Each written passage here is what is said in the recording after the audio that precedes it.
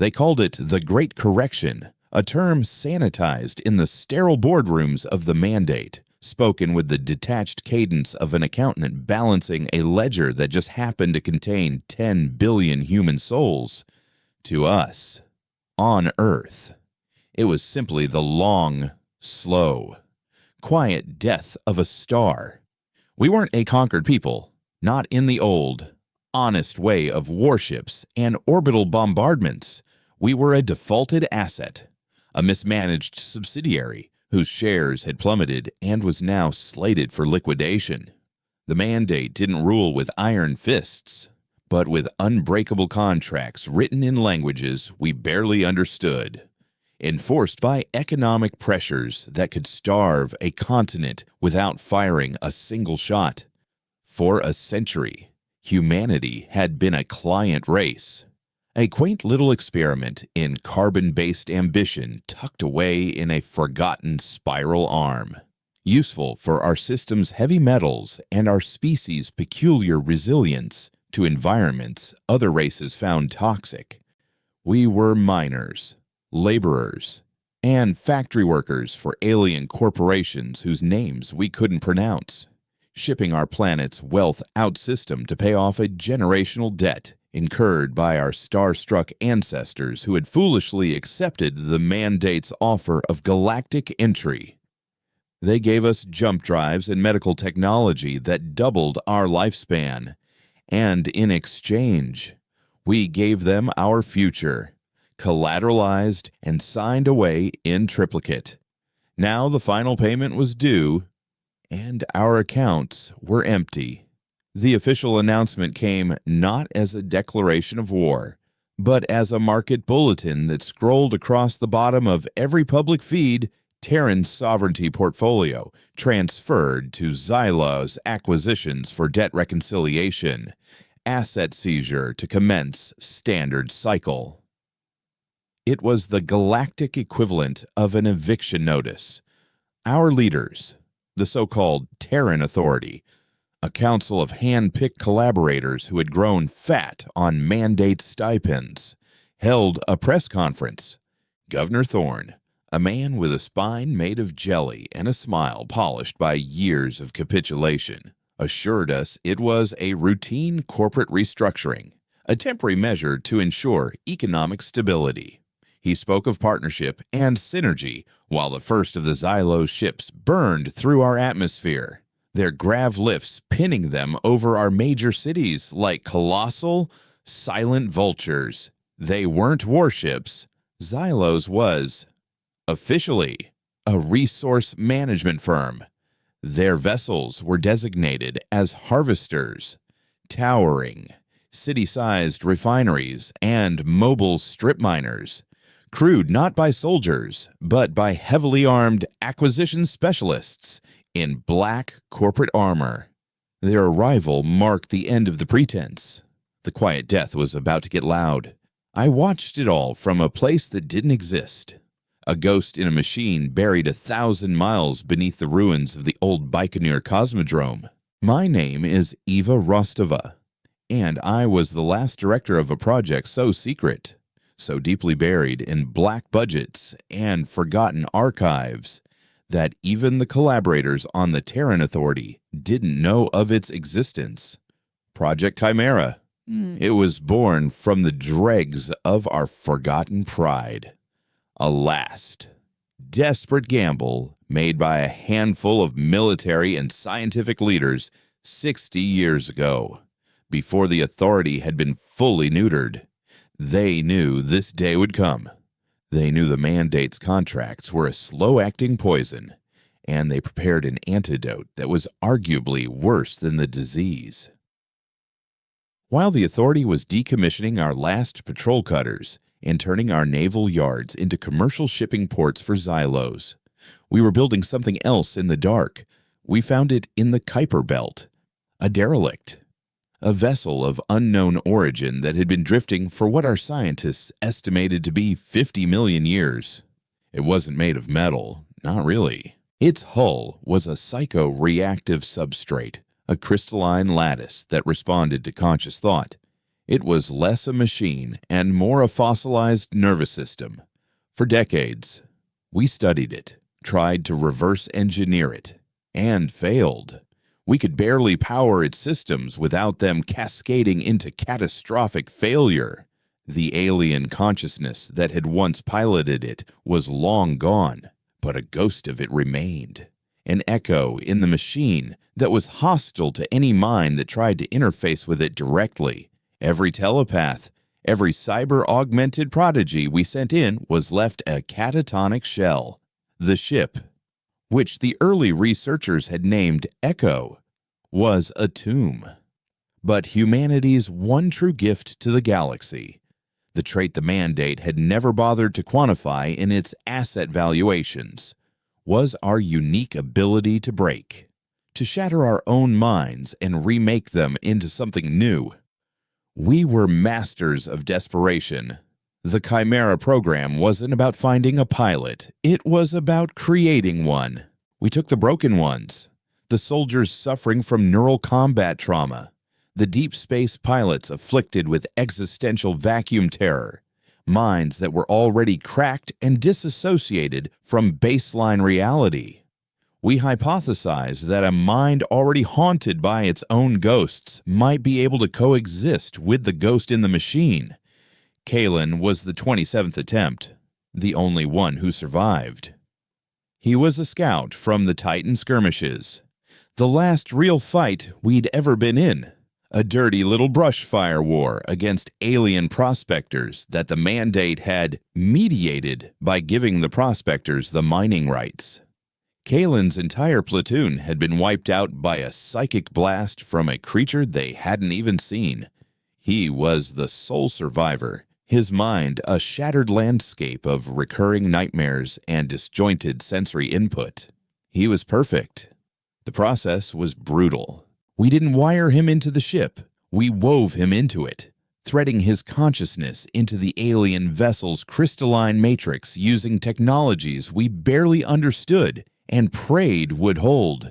For a year, he screamed without making a sound, his thoughts a chaotic storm that threatened to tear the facility apart. Then, one day, there was silence. When we re-established contact, it wasn't just Kalen anymore. It was something else. A hybrid consciousness. Kalen Echo. He was our weapon, our sin, our final terrible hope, kept dormant and hidden in the deep dark while the world above forgot how to fight. Now, watching the Xylos harvesters begin to lower their massive drills towards the Earth's crust, their intent as clear as the coming sunrise, I knew the time for hiding was over. The Authority had already formally surrendered the planetary defense grid. The final message from Governor Thorne was one of compliance. "Cooperate with the Xylos representatives," he'd chirped, for a smooth transition. I keyed the sequence into a console that was decades obsolete, but completely isolated from any network the Mandate could touch. It was a simple string of prime numbers, a code Kalen and I had devised during his brief periods of lucidity. It wasn't an order. It was a question, a plea.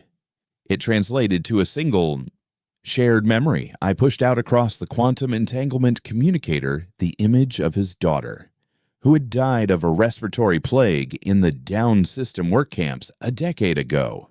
A plague the Mandate had possessed a cure for but deemed not cost-effective to distribute to a C-tier labor force.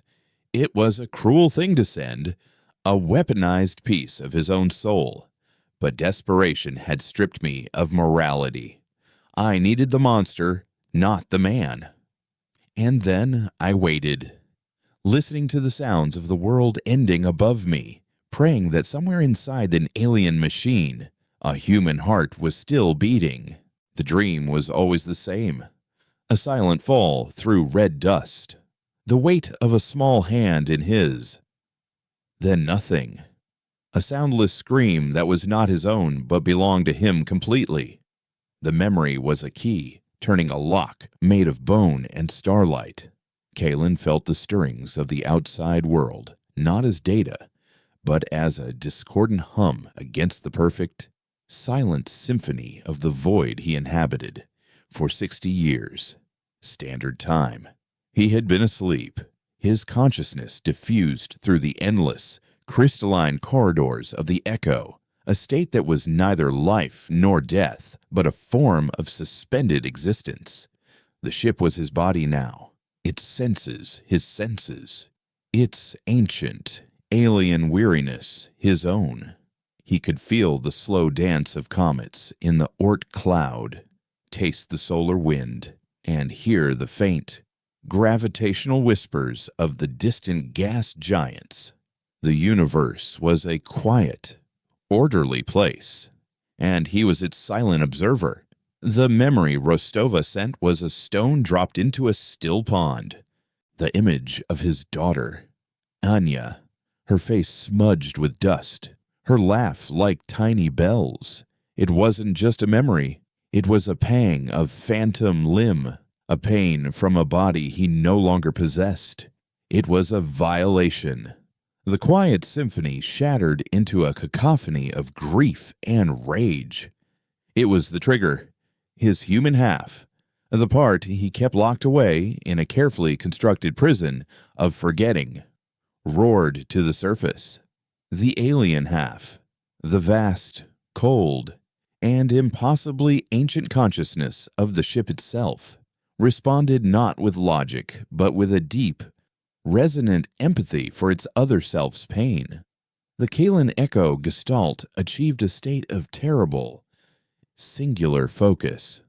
On the floor of the subterranean hangar, the derelict ship began to stir.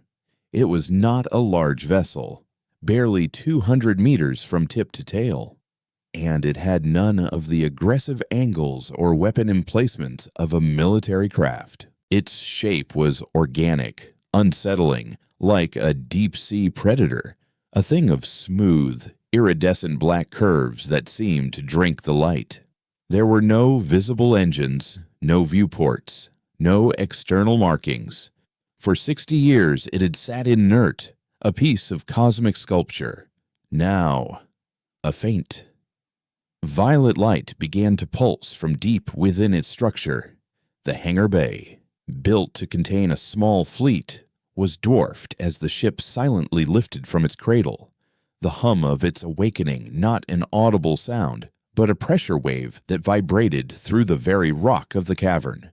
It moved without propulsion, simply ceasing to be in one place and appearing in another. A series of micro-jumps so smooth they looked like seamless motion.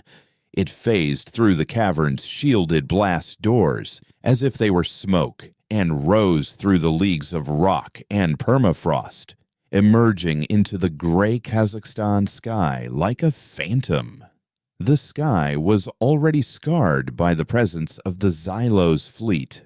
3 massive harvesters hung in low orbit, their umbilical-like drills already descending, while a swarm of smaller escort drones, sleek and predatory, patrolled the upper atmosphere. The arrival of the Echo registered on their systems, but the readings were nonsensical. Its energy signature was non-existent. Its material composition was organic and unidentifiable, and its method of propulsion violated known physics. The drone that vectored in to investigate transmitted a final, confused burst of data to its command ship, target profile unknown. No weapon signature. It seems to be singing. Kalen Echo felt the drone's approach as a curious, buzzing insect. He felt the charge building in its plasma cannon, the simple, aggressive machine logic that drove it. He responded not with a weapon, but with a thought. He reached out with the ship's gravimetric emitters, tools not designed for war, but for navigating the folds of space-time. And he simply twisted on the bridge of the Xylos Harvester Prime. The acquisitions supervisor, a being named Prax, whose species communicated through controlled pheromonal bursts, watched the drone's telemetry feed. The image from the drone's camera did not show an explosion. Instead, space itself seemed to warp around the small, dark ship. The drone, a marvel of Mandate engineering, was bent into a new and impossible shape. Its nose was folded back to touch its tail. Its wings were twisted into a helical spiral, all without a single scorch mark or breach in its hull. It was crushed by geometry itself, a piece of hardware that had been violently edited out of reality. It then fell from the sky, a silent, mangled sculpture of failure. Prax emitted a sharp, pheromonal spike of confusion and alarm. Before he could issue a command, the strange ship was gone from the upper atmosphere. It did not accelerate. It simply vanished. Seconds later, alarms screamed across the bridge. A proximity alert, but one that made no sense. The anomaly was being detected inside the Harvester's shield bubble, less than a kilometer from the bridge. It hadn't breached the shields. It had bypassed them, moving through space as if the shields were an irrelevance. Kalen Echo floated in the shadow of the colossal machine, feeling its immense, brutish power, the thrum of its refining forges, the chatter of its crew. He could feel their fear, a sharp, acrid taste in the psychic ether. They were thieves, intruders, desecrating his home, the world where Anya had once laughed. The human part of him wanted to tear them apart with fire and force. The alien part of him, however, offered a more elegant, more terrifying solution.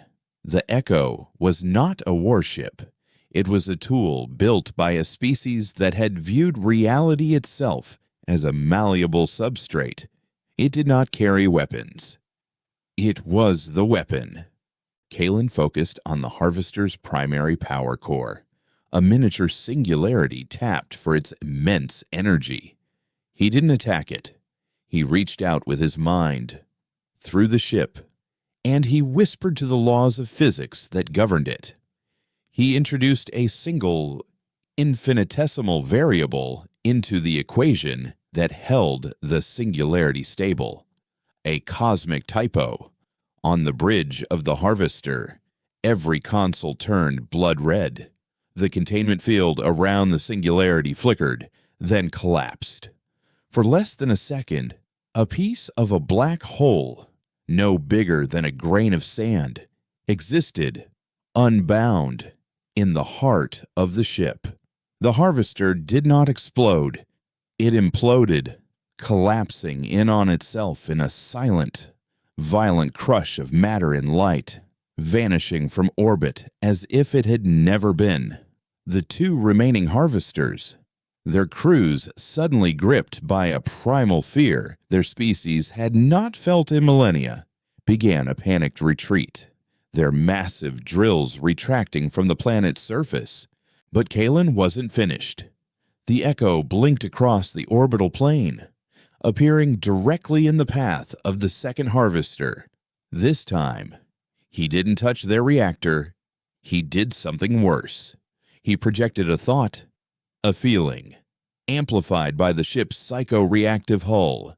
He projected the memory of Anya's death, not as an image, but as a raw, unfiltered wave of pure, undiluted human grief.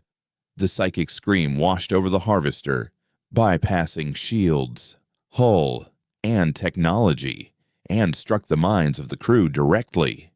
The Mandate's client races were stable, logical, their minds unaccustomed to the chaotic, violent emotions of a species like humanity. They had no defense against a weaponized soul. Across the ship, the Xylos crew simply ceased to function. Their minds, overwhelmed by a sorrow and loss they could not comprehend, shut down. The ship went dark and silent, tumbling slowly in orbit, a dead thing filled with comatose bodies. One to go. The final Harvester, its captain now utterly terrified, fired its main drive in a desperate attempt to flee to the system's jump point. But there was no escape. The Echo was already there, waiting for it. A silent, black predator against the stars. Kalen had spent 60 years in silence. Now, he was ready to make some noise. He opened a channel, not a radio frequency, but a broadcast that resonated on a psychic level. A message that every sentient mind in the system would hear in their own thoughts. The voice was a layered, discordant thing, part man, part machine, part ghost. "You are trespassing," the voice of Kalen Echo whispered across the silence of space. "The correction is over. Now begins the reckoning." Then he reached out and unmade the final ship, atom by atom, turning the monument to corporate arrogance into a shimmering cloud of dust that caught the light of the distant, indifferent sun. Down on Earth, in a forgotten bunker, I watched 3 hostile contacts vanish from the orbital grid in the space of 90 seconds. The silence that followed was more profound than any sound. We had knocked on the gates of heaven and thrown a rock. The mandate would have our answer soon. We had just declared war on the concept of gods, and our only angel was a monster. The silence that followed the destruction was heavier than the miles of rock above my head. For 90 seconds, the universe had held its breath. And in the exhale, everything had changed. The tactical display in the Chimera Control Center was a thing of serene, terrifying beauty. 3 red icons, representing threats the size of small moons, had been erased, replaced by the placid green of an uncontested orbital plane. The only non-terrestrial contact was a rapidly expanding cloud of high-velocity dust where the last harvester had been. We had won. Or, more accurately, we had fired the first shot in a war we couldn't possibly comprehend against an enemy whose true scale was a matter of theological debate. My hands were steady as I powered down the auxiliary systems. The well-drilled motions of a lifetime of protocol, a comforting anchor in the sudden, vast emptiness. There were only 3 of us left in the control room myself. Old Doctor, Eris Thorne, no relation to the governor, a fact he was eternally grateful for, the project's lead cyber-neurologist and the closest thing Kalen had to a father, and a junior tech named Gia, who was staring at the screen, her mouth slightly agape, looking as though she had just witnessed the birth and death of a god. Aris was the first to speak, his voice a dry rasp. "What has he become, Ava?" It was the question that had haunted my sleep for a decade. I looked at the faint, single blue icon that was the Echo, sitting in a high, silent orbit. "He's become what we built him to be," I said, the words tasting like ash. "Hope." Aris shook his head, his tired eyes filled with a deep, scholarly sadness. "Hope doesn't unmake matter with a thought. That was not a weapon. That was an act of negation. You didn't just unleash a soldier. You've uncorked a law of physics." He was right. Of course. We hadn't just armed a man. We had given a ghost control of reality's operating system. The question now was what it intended to do with the source code. My link to Kalen was tenuous. A quantum entanglement communicator that translated the Gestalt's thoughts into a stream of abstract data and sensory impressions. Right now, the feed was quiet, a placid ocean after a hurricane. The rage had subsided, replaced by a cold stillness that was almost more frightening. I knew I couldn't command him from the safety of my bunker. Chimera was a weapon that needed to be aimed, and that required a hand on the trigger. It was time to go outside. The journey to the surface was a journey through time. We ascended from the sterile, cryo-lit modernity of the Chimera core, through the mid-levels of rusting Cold War-era steel and crumbling concrete, and finally up a disguised freight elevator that opened into the back of a derelict borscht cannery in what was left of Leninsk. The air that hit me was the first unfiltered breath I'd taken in 5 years, and it smelled of ozone, rain, and fear. The city was a monument to the mandate's quiet oppression. The infrastructure was a century out of date. The buildings stained with pollution from the off-world refineries that squatted on the horizon. Their atmospheric processors gifted to us in another generous trade deal. But something was different. The usual downtrodden apathy was gone. People were out in the streets, not rioting, but standing in stunned, silent clusters, their faces turned towards the sky as if expecting a judgment that had, for once, been ruled in their favor. The public feeds, usually scrolling with mandate market data and Terran Authority propaganda, were a chaotic mess of static and looped clips of Governor Thorne's last panicked address, in which he'd blamed the orbital explosions on a catastrophic mining equipment malfunction. No one was buying it.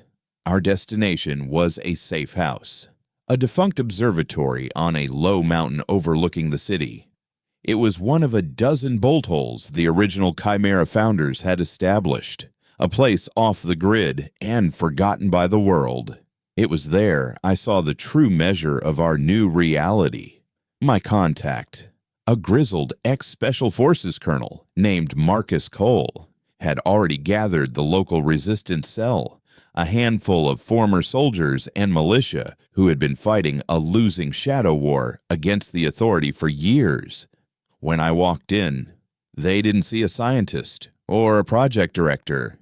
They saw the woman who held the leash of the ghost that had just swatted 3 Xylos dreadnoughts from the sky. They looked at me with a mixture of awe and terror. "Rostova," Cole grunted, his face a roadmap of old scars. "We saw the light show. What in God's name did you do?" I set up my mobile command unit, its systems linking directly and only to the Echo. I reminded them that we exist, I said simply. Now we need to survive the consequences. The first consequence was the complete and utter collapse of the Terran Authority. With their alien masters either gone or in panicked retreat, and their planetary defense grid having been useless, their illusion of power evaporated. Thorne's government imploded in a matter of hours. His ministers tried to flee, only to be stopped at spaceports by their own security forces, who had seen the same thing as everyone else and were no longer taking orders from a puppet with no puppeteer. Earth was, for the first time in a century, without a government. It was a power vacuum, and I knew that if we didn't fill it, something far worse would. It was from the observatory that I reestablished a stable connection with Kalen Echo. The feed was clear here, away from the city's electronic noise. I didn't send a command, just a simple query. Status. The response was not in words, but in sensation. I felt a profound sense of calm, of space, the cold clarity of a mind unbound by a skull. But beneath it, the human echo of Kalen was still there, a persistent, low-frequency thrum of grief. He sent back an image, not from his memory, but from the ship's external sensors, a view of Earth from geosynchronous orbit. It was the classic, beautiful blue marble, but he had overlaid it with data. Spectral analysis that showed the planet's wounds, the toxic plumes from the refineries, the scarred landscapes of the strip mines, the bleached coral of dying oceans. Then another overlay appeared, this one mapping wealth distribution. Tiny, glittering points of light flared up in walled estates and orbital platforms where the collaborators and mandate functionaries lived, while entire continents remained in a dull, uniform gray. The message was clear. He had cleansed the sky of the external threat. Now he was looking at the sickness within. They are still here. The thought came, a composite of Kalen's anger and the Echo's cold logic. The parasites. He was talking about the collaborators, the human enablers of our slow destruction. Before I could process the chilling implication, a new alert flashed on Cole's tactical display. A single vessel had just translated from jump space at the edge of the system, near the orbit of Neptune. It was moving slowly, deliberately, not on an attack vector. It was a mandate ship, but not one I recognized. It was long, impossibly thin, and blacker than the void, a sliver of obsidian that seemed to absorb light.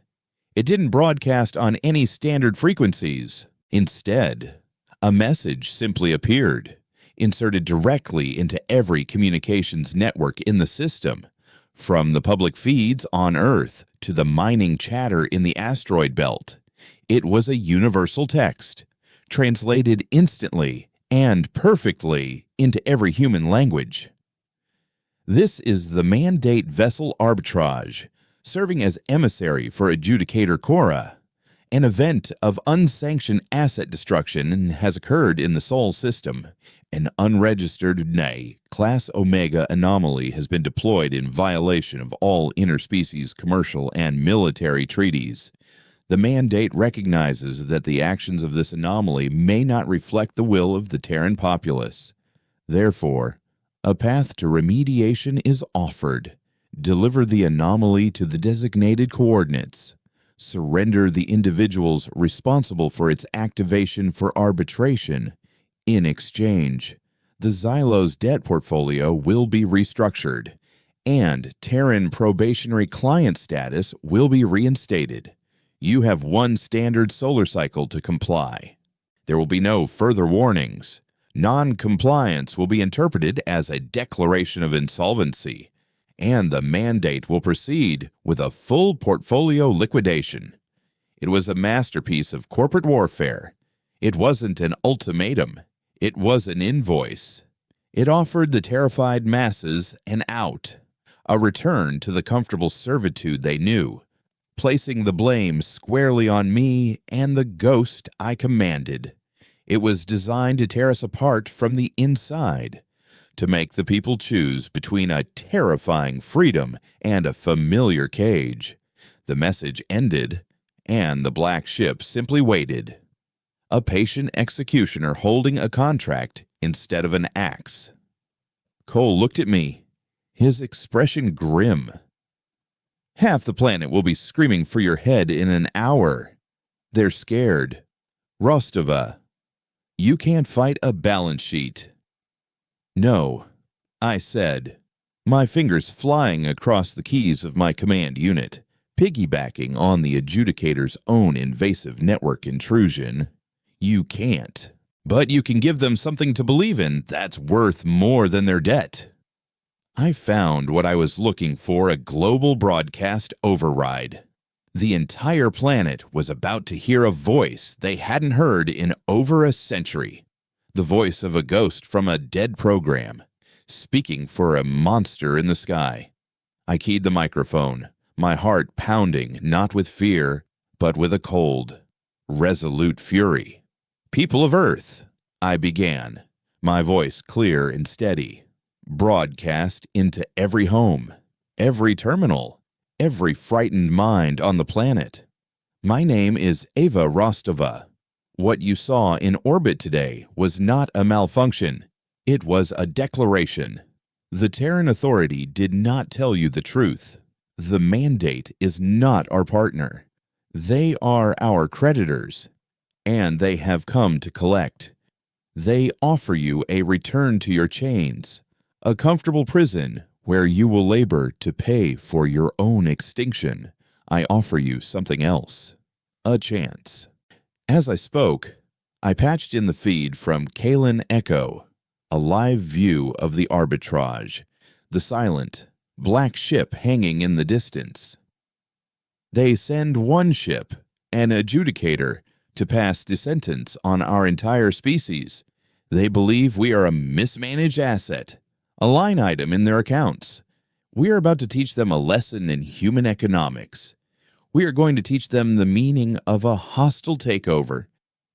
My eyes met Cole's. He gave a single, slow nod. The choice was made. Out at the edge of the solar system, the adjudicator watched her plan unfold, and my countermove register. She was not afraid. She was an accountant, and the numbers were still overwhelmingly in her favor. But for the first time in 1,000 years of mandate expansion, a flicker of something unexpected had appeared in the calculations, a variable she couldn't quantify. The human variable. And it was proving to be highly volatile. The immediate aftermath of my broadcast was not the unified cry of defiance I had hoped for. It was a global, multi-voiced scream of sheer panic. Humanity, conditioned for a century to be docile, to believe that our only path to survival was quiet compliance, did not suddenly grow a spine. Instead, it fractured. From the observatory's high-gain comm suite, we watched the planet tear itself apart. Cole's men, tapping into regional security feeds, painted a grim picture. In the gleaming, insulated arcologies of Geneva and Singapore, where the collaborator class lived, terrified citizens formed mobs, not to attack the remnants of the authority, but to demand our surrender. They called themselves the Compliance Movement. Their logo, a sanitized image of a human hand shaking an alien one. They saw me not as a savior, but as a terrorist who had just invalidated their life insurance.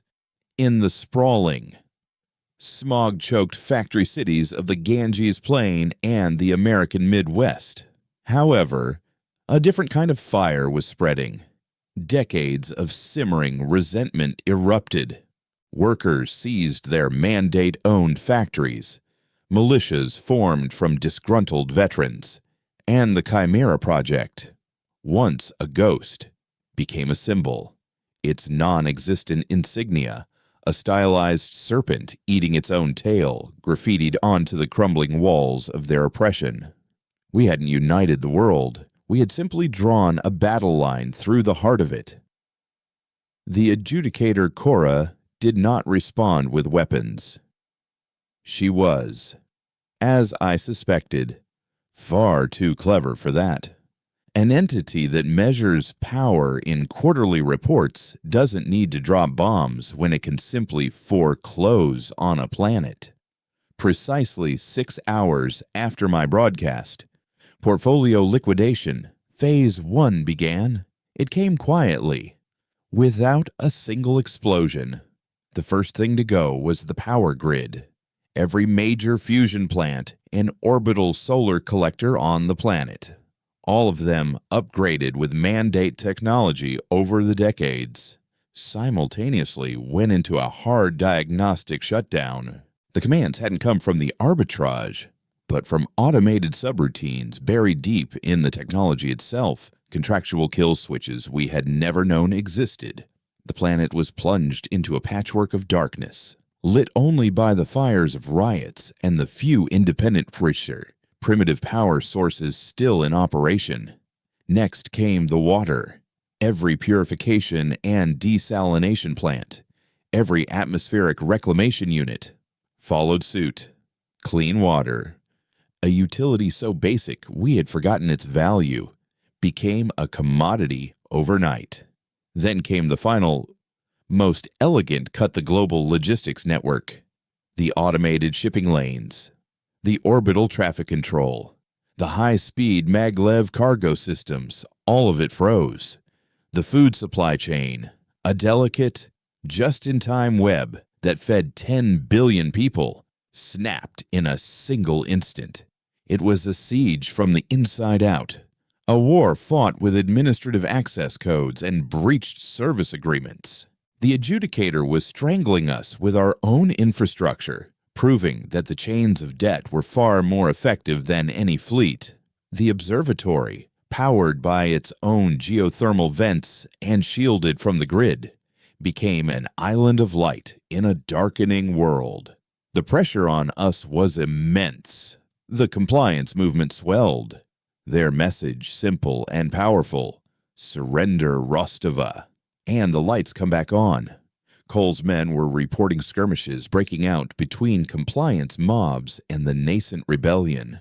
We were bleeding, and the enemy hadn't even moved. "She's playing us, Ava," Cole said, his voice tight as he watched a live feed of a food riot in Mexico City. "She's letting us starve ourselves into submission. The Echo can't fight a planet-wide systems failure." "Maybe not," I replied, my eyes fixed on my own console, where the chaotic data stream from Kalen Echo was resolving into something I had never seen before. But he sees things differently. Kalen Echo was not experiencing the blackout. From his perspective, the planet hadn't gone dark. It had simply changed. He saw the energy, not just the electricity. He could perceive the intricate web of mandate control not as a network of machines, but as a pattern, a brittle and crystalline structure of logic laid over the chaotic, organic energy of the planet. And he could see its source. The signal is a whisper, his thoughts translated, a cascade of pure data. It is not a broadcast. It is a resonance, a harmonic that keeps the locks closed. It originates from a single point. He sent me the coordinates. A point in space beyond the orbit of Pluto. So far out, it was barely in the system. It was the Karen Relay, a deep space communications node that was the terminus for the system's only faster-than-light Ansible. It was our link to the wider galaxy, the very instrument through which the Mandate had managed our debt and transmitted its orders for 100 years. The adjudicator wasn't actively sending shutdown codes. The relay was simply no longer transmitting the continuous, coded, all-clear signal that the Mandate's technology required to function. It was a dead man's switch on a planetary scale. "She's cut us off," I breathed, the sheer elegant cruelty of it taking my breath away. "She's isolated the asset before liquidation." Cole stared at the coordinates on the screen. "That's a month's journey for our fastest ship, assuming we had one that worked. We don't have a month." "We don't need one," I said, turning to my comms unit.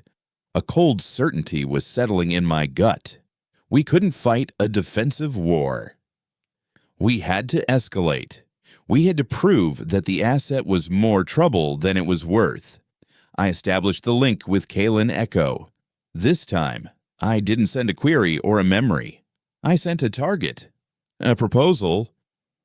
They built the cage and locked the door. I transmitted. "It's time we took the key." There was a pause, a moment of profound stillness in the feed.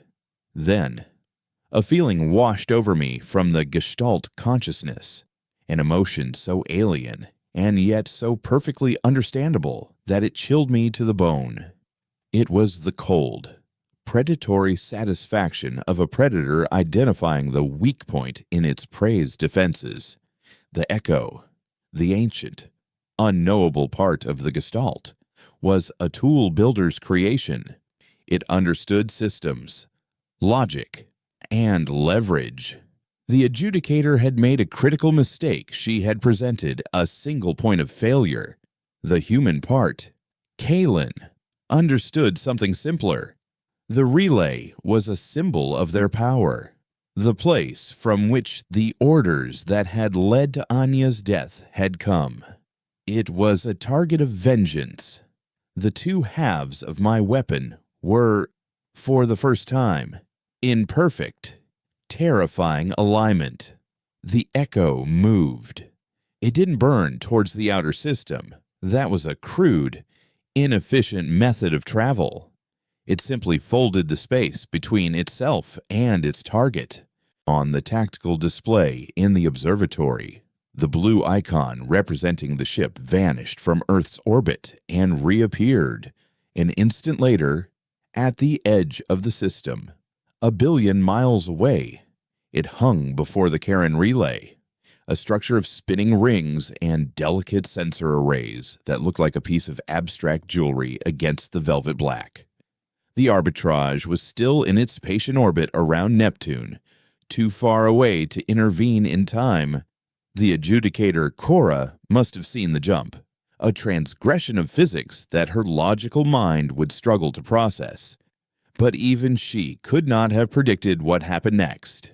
Kalen Echo did not fire a weapon. He did not twist the relay into scrap. He reached out with the ship's psycho-reactive systems and he interfaced with it. He didn't hack the relay's code. He communed with its core quantum processes. He treated the sophisticated mandate technology not as a computer, but as a mind, and he persuaded it to change its allegiance. On Earth, the effect was instantaneous. Across the planet, a new signal was broadcast, overriding every frequency. It was not the mandate's all-clear code. It was a new one, a resonant frequency that Kalen Echo had composed on the spot. It was a signal that did not command the infrastructure, but unlocked it. It bypassed the mandate's control protocols and triggered the core. Fail-safe manual overrides that the original human engineers had built into the systems a century ago. The power grids flickered, then surged back to life. Independent of mandate control, water began to flow. The logistics network rebooted, its systems now open source and responsive to local commands. We had been given the keys to our own kingdom, but Kalen Echo wasn't done. The Karen relay was now his instrument. He turned the mandate's galactic mouthpiece into his own personal broadcast antenna. A new message went out, not just to Earth, but out into the void. A message carried on the mandate's own FTL network to 1,000 worlds. It was a simple message, spoken in the layered, ghostly voice of the Gestalt, a declaration of intent that would be heard on the stock exchanges of the core worlds and in the slave pens of the Outer Rim. The Terran sovereignty portfolio is no longer in default. The voice echoed across the galaxy. It is now under new management. We are open for business. It was the ultimate act of corporate defiance, a hostile takeover on a galactic scale. In her silent, black ship, the adjudicator Cora watched her perfectly balanced ledger catch fire. The asset was no longer isolated. It was now broadcasting its own initial public offering of rebellion. Her path of quiet, clean remediation had failed. The time for invoices was over. Now, she would have to authorize a far more direct and costly form of asset seizure. The real war was about to begin. The galaxy did not erupt in revolution. There was no grand unified response to our broadcast from the Karen relay. The mandate was an empire built on a foundation of crushed hope, and a single crack does not bring down a mountain. What came instead was quieter, more insidious, and far more valuable than a fleet of allied ships. It began as a trickle of encrypted data. Ghost packets routed through the now liberated relay, bypassing mandate sensors. They were whispers from other worlds, messages from other client races who had been watching Sol's unfolding drama with a terror that was slowly turning into a dangerous, unfamiliar flicker of inspiration.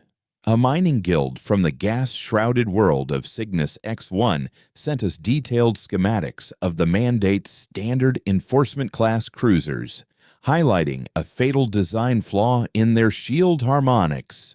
A race of silicon-based life forms from a system crushed by debt servitude sent us the Mandate's internal security codes, updated just one cycle ago. A subjugated warrior caste, long thought pacified, sent a simple, three-word message: "We are listening." We had no allies, not yet. But we had intelligence. We had a network of whispers, a whispernet, woven from the shared desperation of 1,000 broken contracts. The enemy was no longer a faceless monolith. It was starting to have weaknesses, names, and vulnerabilities. On Earth, the restoration of power and water did not create a utopia. It created a battleground. The compliance movement, led by the remnants of the collaborator class, now had a new and powerful argument.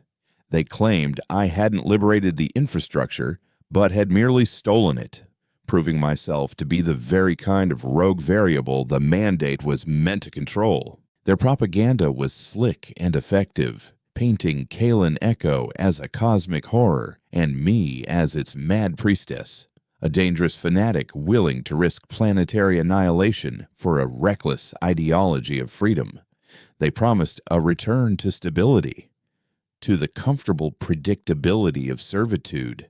It was a lie, but it was a seductive one. Cole's forces, now calling themselves the Terran Guard, were stretched thin, fighting a two-front war, one against the growing fifth column of compliant saboteurs, and another against the simple, brutal logistics of trying to organize a planetary defense with no existing command structure. We had the keys to the planet, but we had forgotten how to drive. We were a species learning to walk again after a century in a wheelchair, and our first steps were clumsy and violent. And then, the adjudicator returned. Not just the arbitrage, but what it heralded. The Mandate's response arrived not as a single ship, but as a statement of overwhelming financial and physical force.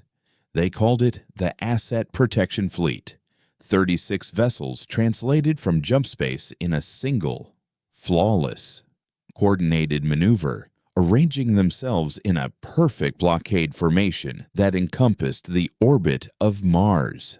They were not warships in the traditional sense. They were instruments of corporate enforcement, each one named with the chilling vocabulary of a hostile takeover. There was the final notice, a supercarrier bristling with drone bays. There were the twin battlecruisers, the due diligence, and the bad faith. And at its heart, a new class of vessel we had never seen before, a command ship named the Auditor, from which Adjudicator Cora would oversee the final entry in our planetary ledger. Cora's message was broadcast system-wide, her voice devoid of the previous offer of remediation. It was the voice of a CEO announcing a factory closure. The Terran asset has been deemed non-performing and is now scheduled for hostile restructuring. All sentient biologicals are designated as liabilities. The liquidation process will commence in 24 standard hours. All outstanding debts will be considered settled upon completion. There was no negotiation, no surrender offered.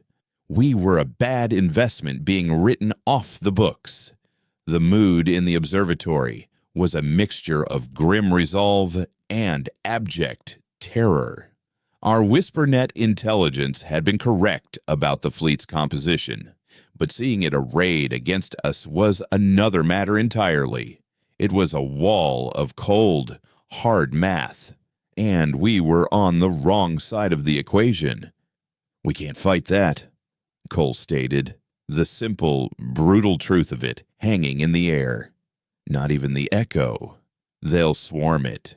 36-1. Then we don't fight it head on, I countered, my mind racing. We fight it like we've fought everything else, asymmetrically. My attention was on Kalen Echo since his seizure of the relay. The Gestalt's consciousness had changed. It was more active, more inquisitive. It was no longer just reacting. It was processing, analyzing, and learning at an impossible rate. It had been monitoring the star, Sol, not as a source of light and heat, but as a system, a vast, chaotic engine of fusion and gravity. The fleet is an equation. Kalen Echo's thoughts came to me, clearer now, less layered, a complex but predictable one. They assume a stable operating environment. We should introduce a new variable. He sent me the plan. It was not a battle plan. It was a physics experiment on a scale that was both magnificent and horrifying. It was something only the alien mind of the Echo could have conceived, but it was fueled by a very human spark of desperate ingenuity. I looked at the data scrolling across my screen, a series of complex calculations involving gravimetric lensing, solar magnetic field manipulation, and the precise timing of a coronal mass ejection, a solar flare. He wasn't going to fight the fleet. He was going to make the sun fight it for him. My God, Eris Thorne whispered, looking over my shoulder at the data. He's not just flying a ship anymore. He's playing an instrument the size of a solar system. The plan was terrifyingly simple in its audacity. The Echo would position itself at a precise Lagrange point between the Sun and the Mandate fleet. Using its gravimetric emitters, it would create a subtle but powerful distortion in the local spacetime, a gravitational lens. This lens would focus the solar wind and charged particles that constantly flowed from the Sun into a concentrated stream. Simultaneously, he would use the ship's resonant frequencies to agitate a specific, unstable region of the Sun's chromosphere, coaxing it to release a massive burst of energy, a solar flare far larger than one that would occur naturally. He would then use the gravimetric lens to aim the stellar eruption directly at the Mandate fleet. It was a cosmic sniper shot, using a star as the rifle and a planet-sized burst of plasma as the bullet. The risk was astronomical. If he miscalculated, the flare could miss entirely. Or worse, it could be directed towards Earth, scouring the atmosphere and ending the war in a blaze of self-inflicted annihilation. It was a gamble on a scale humanity had never conceived. But our only other option was guaranteed extinction, while Cole and his Terran Guard worked frantically to put down a compliance-led insurrection at the planetary comms array. A desperate attempt to broadcast Earth surrender directly to the auditor. I gave the order. Execute. I sent to Kalen Echo. Give them hell. The Echo moved into position, a tiny black speck against the overwhelming glare of the sun. The Mandate fleet detected the maneuver, but dismissed it. From their perspective, a single, unshielded ship positioning itself between them and the star was an act of suicide, not aggression. Their ships were shielded against standard solar radiation. They had no context for what was about to happen. Through the comms link, I felt Kalen Echo begin its work. It was like listening to a grand, silent symphony. I felt the gravimetric field bend, the space around the Echo twisting in ways that made my human intuition ache. I felt the resonant hum as the ship began to sing to the sun, its vibrations reaching across millions of miles to stir the sleeping giant. Then, on the observatory's solar monitoring feeds, we saw it. A sunspot the size of Jupiter began to glow with an unholy intensity.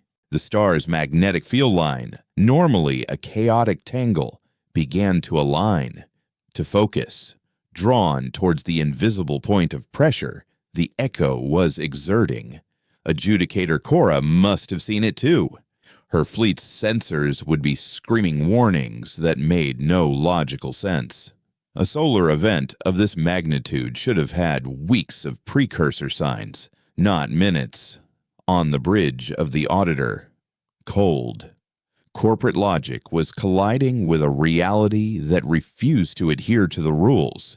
Then the sun erupted, a vast filament of incandescent plasma, larger than the Earth itself, detached from the solar surface and hurtled into space, propelled by a force we could barely measure. But it wasn't an uncontrolled explosion. It was a focused, coherent wave, guided by the echo's invisible hand. It moved with terrifying speed, a tsunami of stellar fire. The Mandate fleet, caught in its perfect blockade formation, had nowhere to run. Their shields, designed for the focused energy of plasma cannons and laser beams, were instantly overwhelmed by the sheer, brute force totality of the solar wave. We watched on the tactical display as 36 icons, once a symbol of insurmountable power, began to flicker and die. It was not a series of explosions, but a process of dissolution. Shields overloaded, power cores shorted out, and hulls were superheated to the melting point in seconds. The ships of the Asset Protection Fleet were sterilized, then atomized, their component elements scattered on the solar wind. All but one, at the heart of the storm, the Auditor, Cora's flagship, survived. Its advanced shielding held, but only just. The ship was crippled, bleeding atmosphere and venting plasma. Its perfect corporate symmetry broken and scarred. A single red icon remained on our board, no longer a symbol of authority, but of a survivor's burning rage. We had won the battle. We had wiped an entire enforcement fleet from the Mandate's ledger, but in doing so, we had done something far more dangerous. We had taken the conflict out of the realm of contracts and finance. We had made it personal. For the Adjudicator, this was no longer a liquidation. It was now a blood debt, and she would be coming to collect. Victory is a fleeting, has deceptive warmth. For a few hours, the observatory buzzed with the raw, unadulterated elation of a species that had stared into the barrel of a gun and watched its executioner get struck by lightning. The destruction of the Asset Protection Fleet was replayed on every screen, a looped video of our salvation. Cole's Terran Guard, emboldened and legitimized by the impossible win, swiftly rounded up the last of the compliance leadership, who surrendered with the dazed resignation of players whose king had been inexplicably swept from the board. For the first time, Earth was united, not by fear or a common enemy, but by a shared, unbelievable miracle. But I felt no joy. My eyes were fixed on the tactical display, on the single, blood-red icon that remained the Auditor. It was crippled, adrift, and alone, a wounded wolf in a system it had come to devour. And a wounded wolf is the most dangerous kind. I knew Adjudicator Cora. I had studied the Mandate's command psychology, the profiles of the beings they elevated to positions of ultimate authority. They were not warriors. They were auditors. Their minds a perfect, cold calculus of profit and loss. Cora had just presided over one of the most catastrophic asset write-offs in Mandate history. Her career was over. Her reputation was annihilated. A being like that, stripped of the logic of gain, is left with only one possible entry on the ledger spite. My fears were confirmed by a priority message from the WhisperNet. It was from the same Signan Mining Guild. A packet of highly classified data so dangerous they had risked everything to send it. It was a schematic for a theoretical weapon, a device deemed so wantonly destructive and economically unsound that the Mandate had officially banned its own development. They called it a stellar destabilization lance. It was not a weapon that destroyed ships or planets. It was a weapon that poisoned stars. It fired a concentrated beam of exotic particles that, upon entering a star's core, would initiate a runaway catalytic reaction, accelerating the fusion process by several orders of magnitude. It would, in effect, force a stable, middle-aged star like our sun to burn through the next billion years of its life in less than a decade. The target wouldn't go supernova in a glorious explosion. It would simply burn hotter and hotter, expanding into a blue giant, its radiation sterilizing every planet in its system long before the fire consumed them. It was the ultimate scorched earth tactic, a way to render an entire system so utterly worthless that no competitor would ever claim it. A final, spiteful act of cosmic vandalism. She wouldn't, Eris said, his voice trembling as he read the data. It's suicide. The lance requires the ship to vent its own reactor core to fire. They can't possibly escape. She's not trying to escape, I said, a cold dread washing over me. She's balancing the books. The auditor, its engines bleeding energy, was not retreating. It was turning, slowly, agonizingly, towards the sun. Cora was going to make one final entry, writing us all off as a total loss.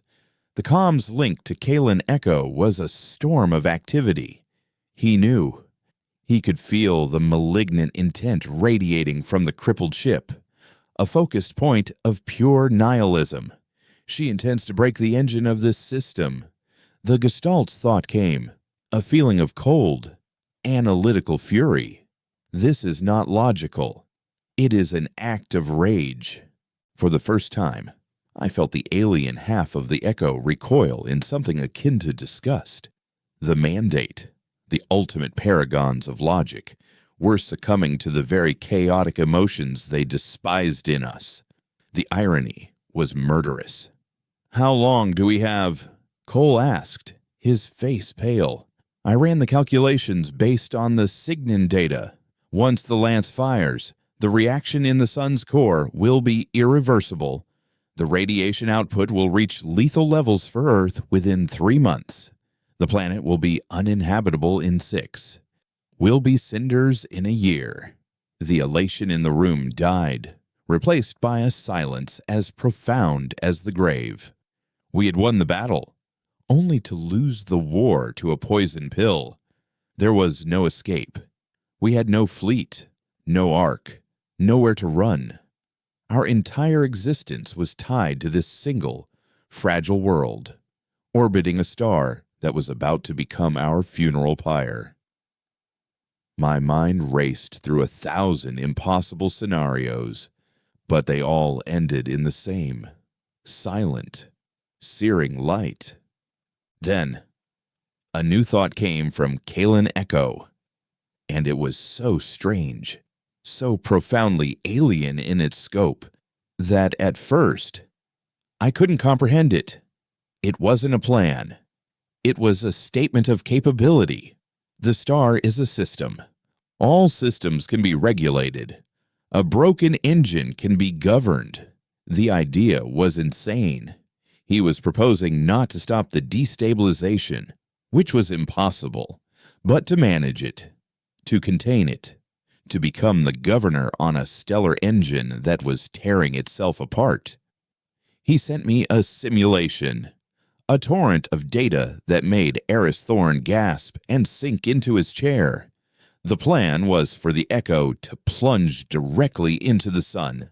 The ship's psychoreactive hull and gravimetric emitters, the very tools used to aim the solar flare, would be repurposed.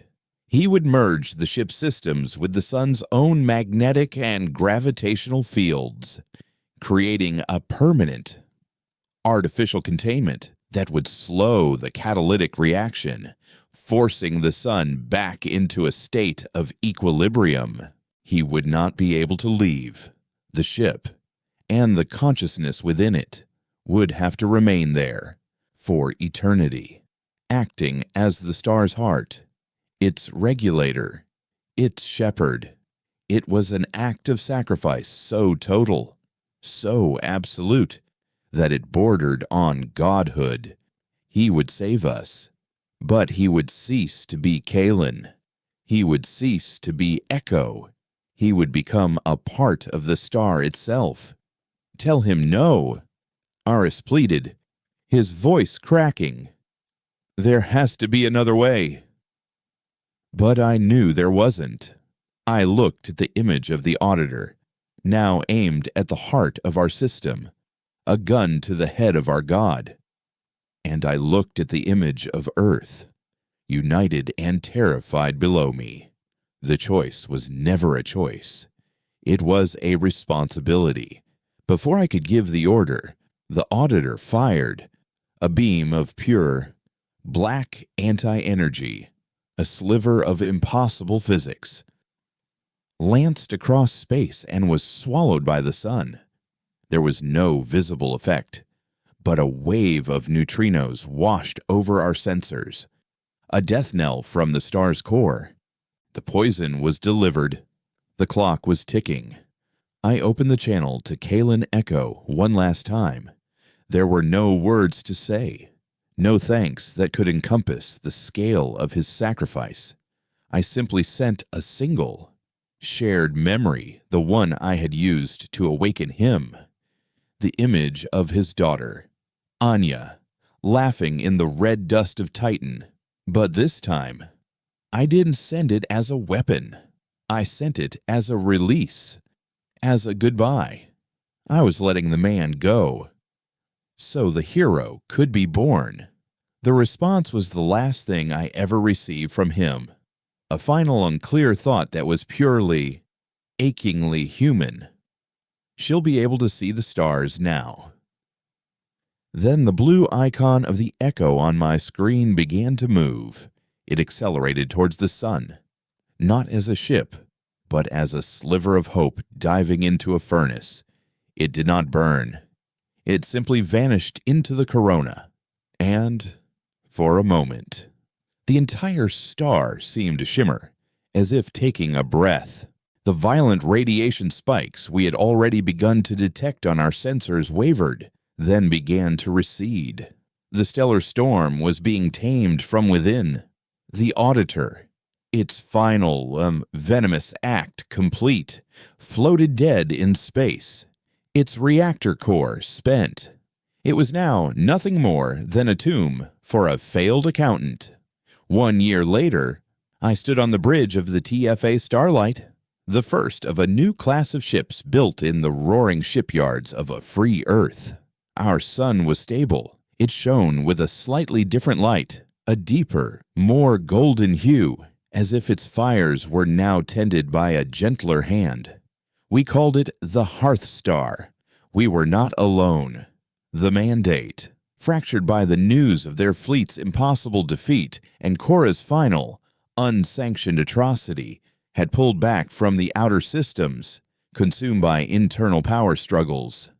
The Whisper Net had become the Free Systems Alliance, and their ships were here, in Sol, not as conquerors, but as partners, sharing technology, trade, and the common cause of ensuring no corporate empire could ever again hold a species' existence on its balance sheet. The war was far from over, but for the first time, it was a war we were fighting together. Cole stood beside me, now Admiral of the Alliance Fleet. It's a new day. Director, he said. The title now one of respect, not secrecy. No, I said, my gaze fixed on the golden, steady glow of our star, the eternal monument to the man who had saved us. It's the first day. We were no longer a mismanaged asset or a line item in default. We were a species that had been to the brink and had been pulled back by the ghost of a broken soldier. We had learned the true meaning of value, a lesson written not in contracts or credits, but in the enduring light of a star that was now and forever our own.